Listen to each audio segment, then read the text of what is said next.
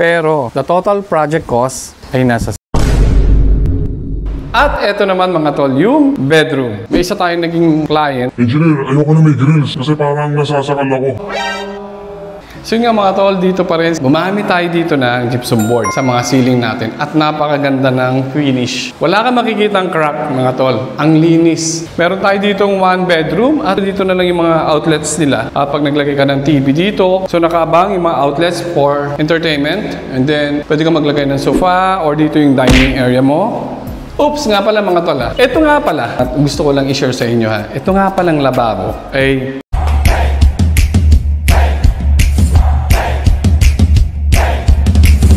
we use SRC panel here. Mga walls natin dito na SRC panel. Ginamitan natin yan ng SRC panel which is napakabilis gawin. Naglagay tayo dito ng tiles na 30 by 60 para magbukang buo. Yung lababo natin dito. Gumamit tayo dito ng laminated boards. Gumamit din tayo dito ng soft close, concealed hinges. Gumamit tayo ng high-end na lababo. Napakakapal. Ito yung gooseneck, ano? Stainless 304. At eto naman mga tol, yung bedroom. Guys, malaki yung bedroom nila. Napakalaki, maluwag. Yung 2 tao, 3, 4, kasyang-kasya dito mga tol. Almost 4 meters mga tol yung haba nito. Less than 3 meters yung pinaka-width nito. At meron din tayong jalousie window. Kung papatay natin yung ilaw mga tol, maliwanag pa rin. Yan, kahit di ka mag-ilaw. Siyempre, abang ng aircon. At may grills pa rin mga tol. Naka-grills pa rin tayo dito. Mga tol, disente yung kwarto. Mahaba at hindi siya makipot. So yun, lipat na tayo dito sa washing area mga tol. Ang lakas ng hangin. Yun ang maganda dito mga tol. Tagusan yung hangin. Yan. Nagkaroon ng air pocket. Yan. Isang pamamaraan para mapalamig yung ating bahay kahit walang aircon. Dito tayo sa washing area. Yan. Meron lababo. Maganda yung kisame natin dito. At andito yung base ng washing machine. May drain tayo dito. May washing machine drain tayo dito. At nakaabang yung ating faucet. At yung saksakan ng washing machine natin. Maganda dito mga tol. Aliwalas, mapresko. At tanaw na tanaw mo yung kapitbahay mo syempre. Kung may mga crush ka dyan na kapitbahay, tanaw na tanaw mo. Joke lang. Ay, si ano? Ay, ganun pala.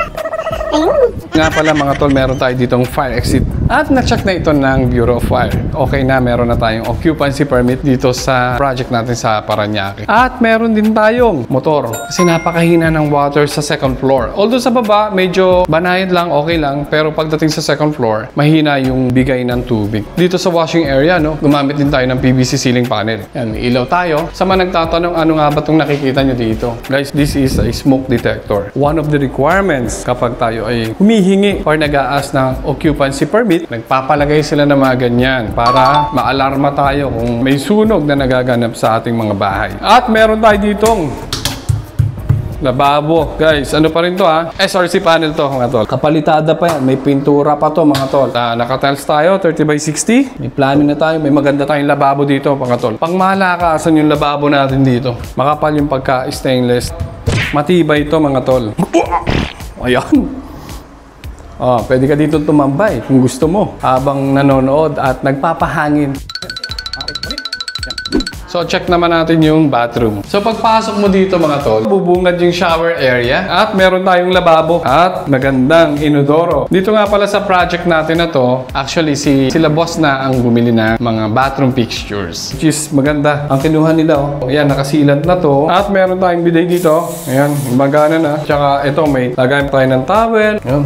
Pa-flush na. Guys, maluwag yung CR. Gumamit din tayo ng PVC ceiling panel para wala na tayong maintenance. Sa door, gumamit din tayo ng aluminum. Less maintenance tayo at meron tayo dito owning window mga tol. Nakapagbigay tayo ng magandang ventilation dito sa CR. Pero mga tol, napakahangin dito. Kung tutuusin kahit hindi na tayo mag-exhaust fan, okay na rin. At maluwag yung CR mga tol. At may grills din tayo dito mga tol. Huwag natin kakalimutan magkaroon ng security yung mga bintana natin. May mga client tayo dati kasi na Engineer, ayoko na may grills. Kasi parang nasasakal ako. May isa tayong naging client na ayaw magpalagay ng grills. Sabi ko, kailangan natin ng grills sa Pilipinas. Ayun, ang nangyari. The following day, pinasok siya na magnanakaw. Dito sa Pilipinas, kailangan natin i-secure yung lahat ng opening natin. Yan, lalo na kung medyo dikit-dikit yung mga bahay. Kailangan natin ng protection. At dito mga tol sa washing area, ang ganda ng tiles na ginamit. Non-skid, 40 by 40. Guys, ang ganda dito. Pwede ka mag-sightseeing. Bakanting lote pa sa pinakaharapan. Hindi lang yun mga tol, napakahangin dito. Kung mapapansin nyo, bahagyang mataas yung railings natin dito. Tinaas natin to para kung sakaling may mga bata na malilikot, maiwasan yung disgrasya. Dito nga pala sa canopy, ito ay SRC panel din ang ginamit natin. Yan, SRC to mga tol.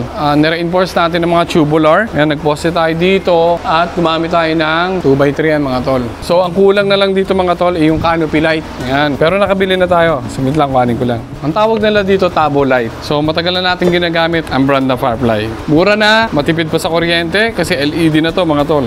I-Firefly mo na yan. Firefly, Bikini Man. Parang ganito lang yung mga tol. Yan, lakas makaangas.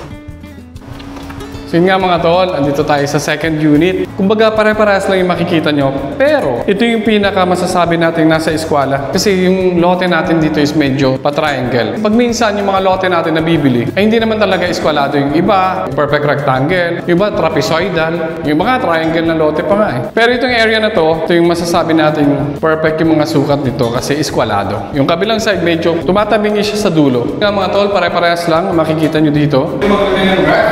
Yan, dinisin na natin ito ng space para sa ref. Kaya ito ng double door na ref. Napakaluwa. So nga mga tol, ang kagandahan dito sa area na to, yung washing area niya ay talagang kwadradong-kwadrado kumbaga. Maganda yung lugar dito mga tol. Kasi hindi ito naka-triangle at kahit sa CR hindi naka-island. Kasi yung pinuntahan natin kanina na comfort room doon sa kabilang side, medyo naka-island yung kanyang comfort room. So ito yung sinasabi ko, eskwalado na lugar. Napakaluwag nung sala, nung dining area, maluwag yung kwarto, maluwag yung kusina. Kahit dito sa washing area mga tol. Mahigit isang dip ako to mga tol. Kahit dito pwede ka maglagay ng washing machine, pwede ka maglagay ng lutuan. Pag medyo mabaho yung niluluto mo, ayaw mo namang bumaho yung loob ng bahay mo, kaya pwede ka magluto dito. So guys, magkano nga ba nagastos? Mamaya natin sasabihin pagbaba natin. No! Okay na, meron na tayong cabinet. So, bali sa ilalim lang, wala pa tong cover. At ito na lang yung ilalagay natin. So, meron tayo dito 4 na fire extinguisher. Meron na tayong occupancy permit. Yan, iwas sunog. Requirements nga pala ito ng fire department. So, ganun pa rin mga tol. Magandang lababo, napakahaba. Mahigit isang dip ako to. Dito yung ating faucet. Yan, may water na. So, sa mga nagtatanong, bakit may butas dito? Pwede kasi tayo dito maglagay ng lutuan. At dito natin lalagay yung wire. At guys, ito yung magandang unit kasi nga, eskwalado to. Nakakatuwa. Laki. Laki ng kwarto. Ang laki ng kwarto mga tol. So sabi ko nga sa inyo mga tol, decente apartment. Bakit ko sinasabi decente? Kasi napakaluwag.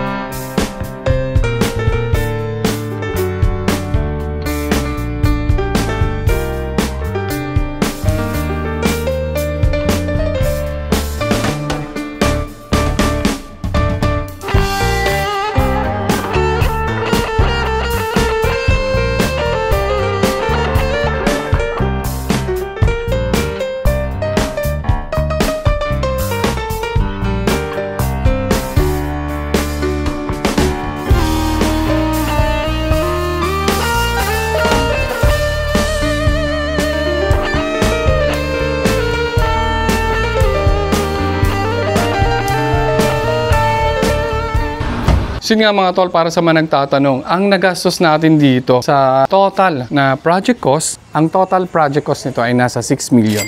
So pinag-uusapan nating area dito is yung mismong loob lang ng unit. Hindi po kasama tong balkonahe dito sa area, plus the hagdanan, and then plus the garage area. At syempre yung fence. Ibig sabihin, yung sinasabi kong less than 50 square meter, yun yung floor area ng loob ng unit. Hindi pa kasama sa less than 50 square meter itong balkonahe at yung stairs going down. At yung garage. Pero the total project cost ng 4 units na to ay nasa 6 million pesos as of 2024. dito sa first contract. Gusto pa rin pala nila magpalagay ng pinakatakip dun sa balkonahe, extend pa yung balkonahe na cover. Ganun din sa pinakahagdanan para nga naman yung mga tao kung sakaling umuulan, malakas ang ulan ay hindi mababasa kapag aakyat sila o papasok sa kanilang mga bahay. So hindi pa kasama yung gate and fence dun sa additional work ni Bossy na nire-request nila. May mga konting retouching na lang na gagawin natin, konting linis, maybe 1 week, pwede na natin itong i-turn over. Para sa mga nagtatanong, may idea na kayo. So, yun. Maraming salamat nga po pala sa panonood at maraming salamat sa oras. I hope nagustuhan nyo yung ating apartment tour. Shoutout kay Sir Gerardo at kay Ma'am Elizabeth. Maraming salamat sa pagtitiwala. At yun nga po pala sa mga bago lang. Baka pwede naman makahingi ng isang like at pakishare nyo na rin ito. Mag-subscribe ka na rin. Baka hindi ka pa nakasubscribe. Hanggang sa muli. Hanggang sa susunod na video natin ha.